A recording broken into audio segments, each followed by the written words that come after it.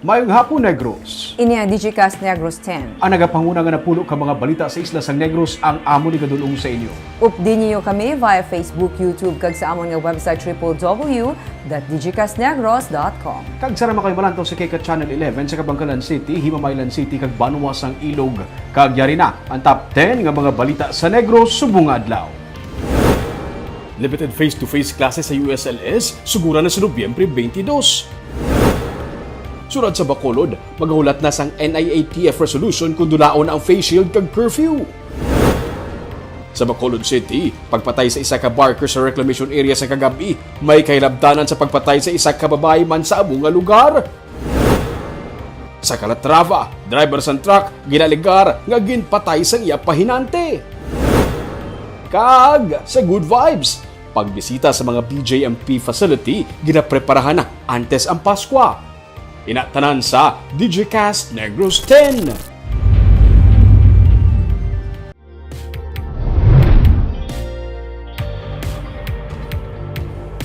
Sa number 10, 110 million pesos sa idalom sang tupad o kung ang assistance para sa mga apektado sa COVID-19 ang gin-allocate para sa Negros Occidental sa 2022.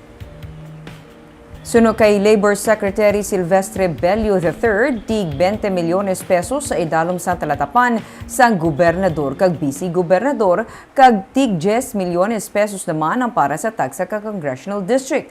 Pathag ni Bello ang tupad o kunang tulong panghanap buhay sa ating disadvantaged, displaced workers ang sarang mapaagi sa mga local chief executives bangod sila mismo nakakilala sang ilang mga constituents. Sa isa ka programa sa Negros Residences, 15.3 million pesos nga balor sang assistance ang ginpanagtag sa mga 1,700 ka beneficiaries sa idalom sang tupad. Kabuhayan, OWA, Balik Pinas, Balik Hanap Buhay, and Tabang OFW. Samtang suno kay Bello, may plano siya nga magpapili bilang senador. Pero ini ang magadepende sa ilang pag-aistoryahan sang presidente. Mahimo siya mag-substitute sa isa kagikan sa lakas.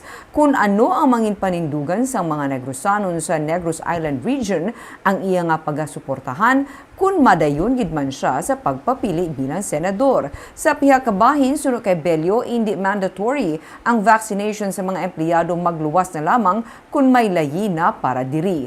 Ang no vaccination, no pay, suno kay Bello, ang para sa mga restaurant, hotel, kag wellness centers nga gintugutan sang IATF nga mag-operate basta fully vaccinated ang ilang mga staff. This will take effect under the 2022 GAA. So, hintayin nila yung usually it will start mga February. Although yung profiling will start January, tapos profiling February, magtatrabaho na sila. Ang pay time will be yung March or April.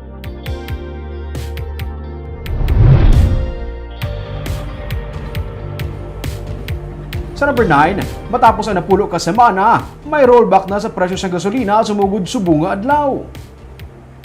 Piso ang ginubo sa presyo ng gasolina subong nga adlaw, gani naghamboy sa 63 tubtob 64 pesos ang kada litro sa karon sa gasolina.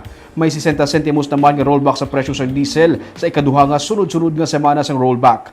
Yara sa 50 pesos naman ang kada litro ng diesel. 65 sentimos naman ang rollback sa kada litro ng kerosene. Initugaman sa pagdubo sa bilis ng produkto petrolyo sa world market. Pero para sa mga driver sa depasero nga mga salakyan, kulang pa ini sa saman kasunod-sunod nga semana nga sa kaay sa bilis ng krudo.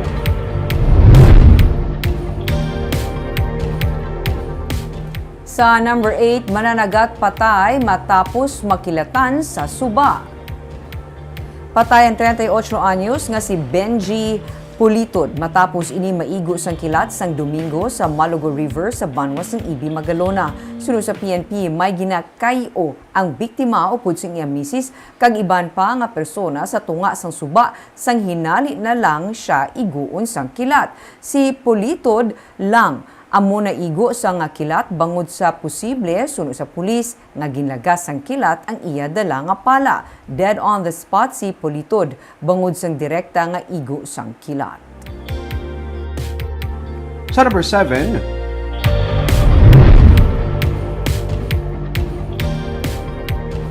Driver sang canter patay matapos nga tiruhon sang iyang pahinante. Patay ang driver sang canter nga si Jay Salvabora matapos inigilutang kaginkawatan kahapon sa iya pahinante sa Banwa sang Calatrava. Sa investigasyon sa PNP, nagpanaog ang pahinante sa dalan sa may barangay Tigbon kag gintiron si Salvabora. Nakuha sa suspect ang bag sang biktima nga nagaunod sang kwarta. Para yun pa pagpangita sang PNP sa pahinante nga suspect.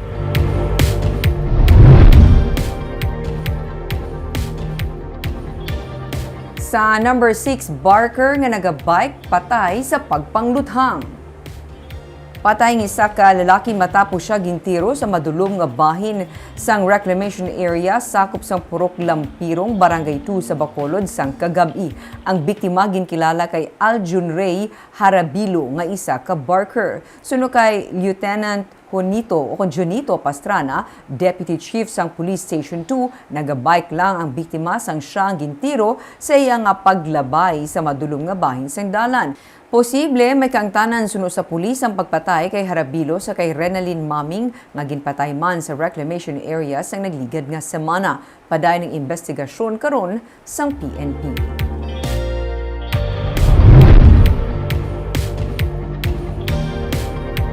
Sa number 5, dugang nga mga bakuna nagabot sa Bacolod City kag sa Negros Occidental. Sa kahapon November 8, 59,670 ka dose ang Pfizer ang nagabot para sa probinsya, kag 45,300 naman ka dose sa AstraZeneca vaccine. Sa Bacolod naman, 12,870 ka dose ang Pfizer kag 21,450 ka dose ang AstraZeneca vaccines. October 29 lamang, halos 123,000 ka dose ang Pfizer ang nagabot para sa Negros Occidental, kag 17,550 ka dose para sa Bacolod. May nagabot man nga Sputnik V sang Gamaleya para sa Bacolod kag Negros Occidental. 15,000 ka dose sa Component 1 kag Component 2 ang nag-abot sa kabilugan.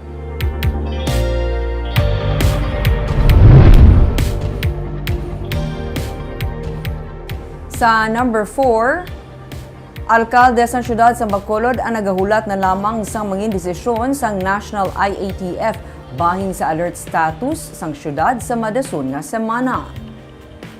28 ka mga barangay ang wala na sang new COVID-19 cases sa Bacolod Sunday sa record sang Emergency Operations Center. Rason kung nga nagapati ang pamunuan sang EOC pati na mga opisyales ng syudad nga dapat kuntani na downgrade na ang alert level status 4 sang Bacolod. Naganubo na pati ang COVID-19 cases kag ang utilization capacity rate sa mga ospital. Suno kay Mayor Evelio Leonardia, wala pa sila sang nabaton nga sabat bisan makapilaman ka beses nga naghinyo ang syudad para mapanubo ang alert status sang Bacolod. Inisandig man sa rekomendasyon sa Department of Health 6 nga mapaidalom ang Bacolod sa alert level 2. Sugod Nobyembre 1 tubtub Nobyembre 14 ang Bacolod ang ginpaidalom sang National Interagency Task Force sa alert level 4 status. So, in a matter of days, kay 2 weeks man lang na mo, it will become what an academic. So, para sa ako niya, let's just continue what we're doing now. And then, let's wait for the next, official result. And sa ako niya pagtanaw, personally, ma-improve din na to a big extent.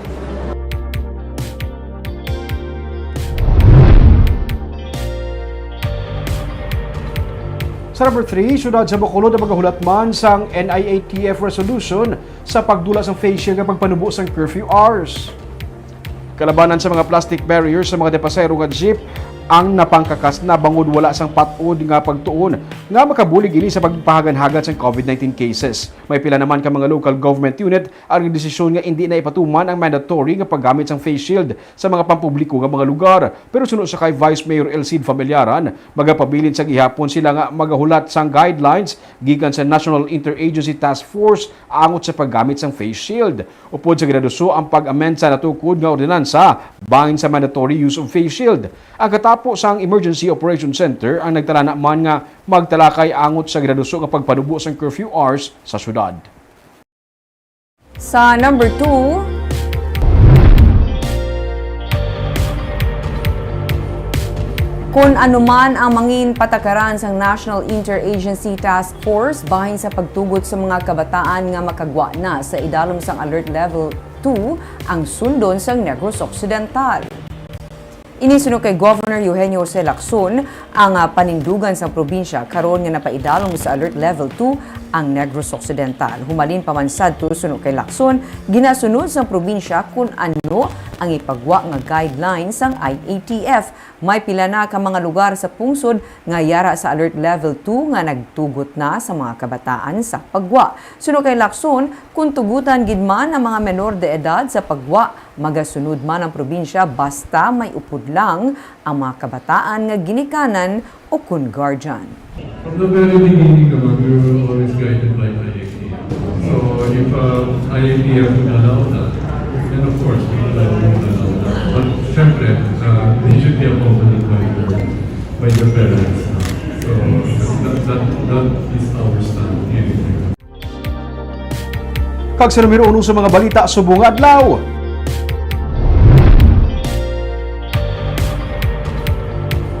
Limited face-to-face classes sa College of Medicine ug Nursing sa University of St. LaSalle ang pagasugura na sini nga bulan sa Nobyembre. May report si Nico Delfin. Nakahanda ng pasilidad, mga classroom, mga manunudlo kag masobra 1,000 nga mga estudyante sa College of Medicine kag Nursing para sa natalana nga pagbalik sang limited face-to-face classes sa University of St. LaSalle Bacolod sa Nobyembre 22. Suno sa pamunuan sang universidad, Nobyembre 5 sang ginaprubahan sang Commission on Higher Education, Department of Health, DILG kag Bacolod Emergency Operations Center ang Certificate of Authority para sa USLS nga sugda ng pagpatuman sang limited face-to-face classes para sa third year kag fourth year students sang College of Medicine kag Nursing karon nga may pandemic.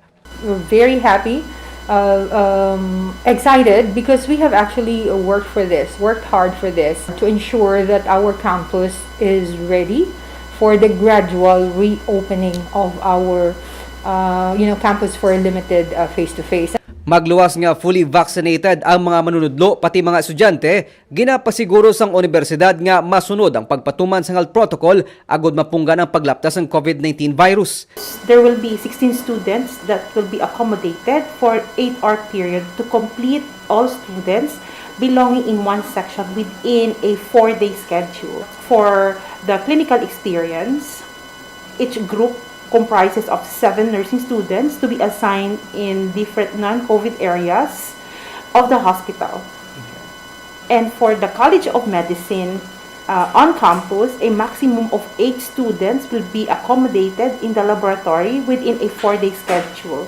Ginpahayag man sa opisyal sa universidad nga hindi mahapos para sa kadaman ang mga naagyan nga pagtilaw karon nga pandemic, pero pinaagi sa ginapatuman nga blended learning kag pagbalik sang limited face-to-face classes, nagalaom sila nga mapalabot ang dekalidad nga edukasyon. These are essentials to provide hands-on simulation experience before an actual hospital exposure, and also intended for them to practice, demonstrate, and develop competencies in the aforementioned special areas.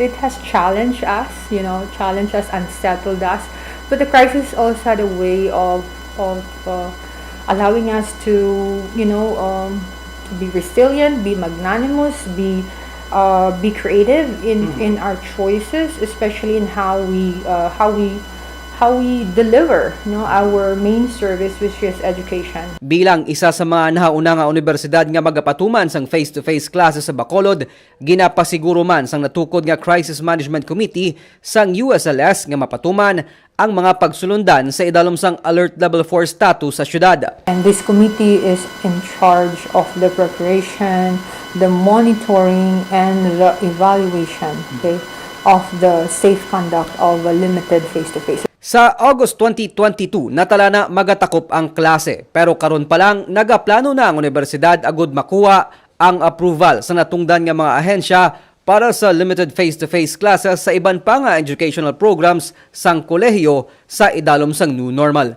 Nico Delfin para sa Digicast Negros.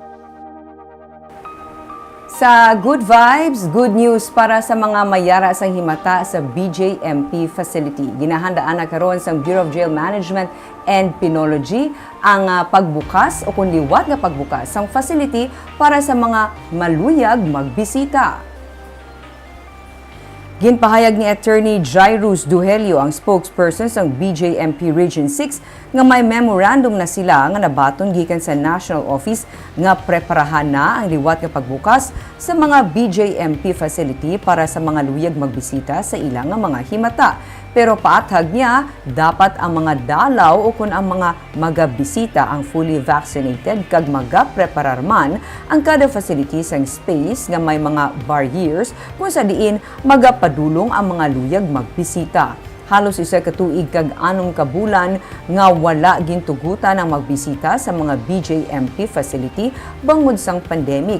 Pati mga BJMP officers ang wala man gintugutan nga makapauli para mapungga ng pagdala sang virus sa sulod sang facility. Dugang pa ni Duhelio nga sa karon ila na nga ginahanda ang tanan para matigayon man nga mabisitahan sang ilang nga mga himata ang mga persons deprived of liberty antes magpaskwa.